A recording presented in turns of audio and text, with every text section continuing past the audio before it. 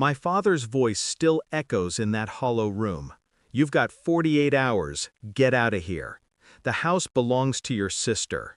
He didn't shout twice, he didn't need to. The papers hit my chest and fluttered to the floor. My mother turned away, pretending to fix her scarf.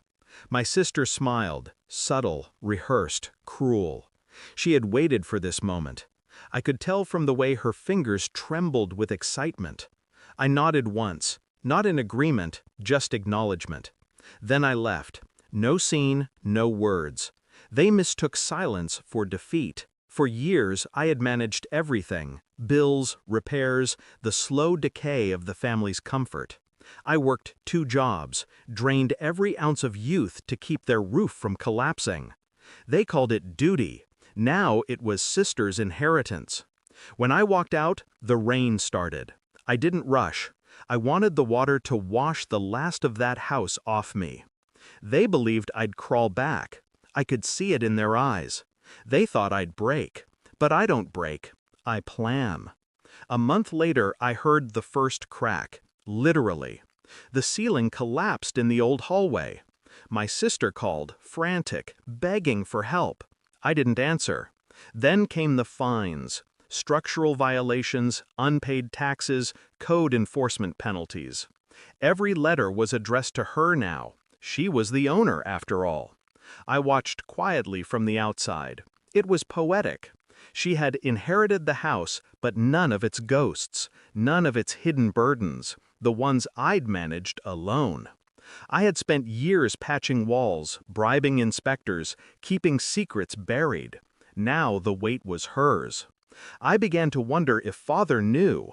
Maybe that was the point, to hand her something that looked like victory, but was already rotting from within.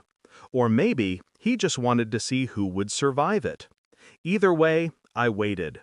My mother stopped calling. My father's health declined, or so I heard. My sister, newly proud owner, tried to sell the place, but no one wanted it. The cracks had spread too far.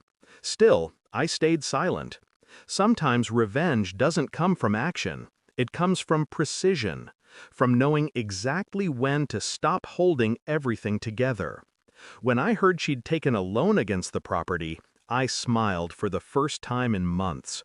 I checked the registry records. Public information, nothing illegal. She had signed everything herself. No cosigner, no advisor. Just arrogance.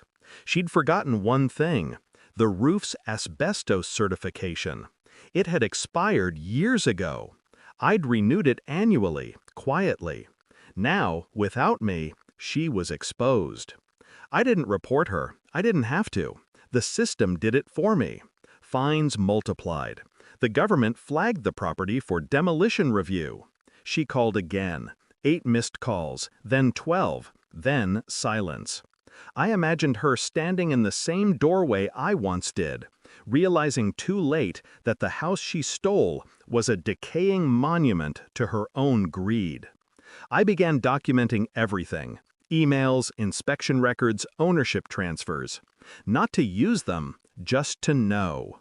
Knowledge has a sharper edge than any weapon.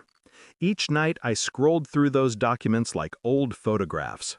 Each line reminded me of how easily people betray, and how quietly the world balances itself again. I didn't want her to die. I just wanted her to see the truth. 6 months later, I returned. The house stood hollow, its paint blistered, its front door hanging open. My sister sat on the porch, her eyes sunken, hair disheveled. She looked smaller than I remembered. There was no greeting, no hostility left in her. "Everything fell apart," she whispered. "They're taking it." I looked at her, at the house, at the wreckage that used to be mine. I didn't say "I told you so." I simply handed her a folder. Every report, every renewal, every record I'd once maintained to keep this place alive. She opened it, trembling. Page after page revealed her negligence. My silence had been the slow noose she tied around herself. She began to cry. I watched quietly. No satisfaction, no pity, just understanding. The truth had done what I never could. It made her see. "Why didn't you tell me?" she choked out. "I did," I said softly, "just not in words you wanted to hear." Her gaze fell to the broken porch steps. Behind her, the walls groaned, as if the house itself was confessing. "I can't fix it," she said. "I know."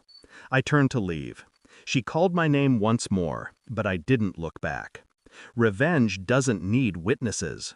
As I reached the gate, I heard the first plank of wood split under its own weight. The sound was satisfying. Not loud, but final. I never went back. The house was condemned 2 weeks later. They tore it down, what was left of it, and sold the land for pennies. My father died shortly after. My mother moved in with a relative. My sister disappeared somewhere far away. Sometimes I drive past the empty lot at night. There's nothing there now, just dirt, wind, and silence. But I can still feel the shape of that house in the air. It taught me something simple.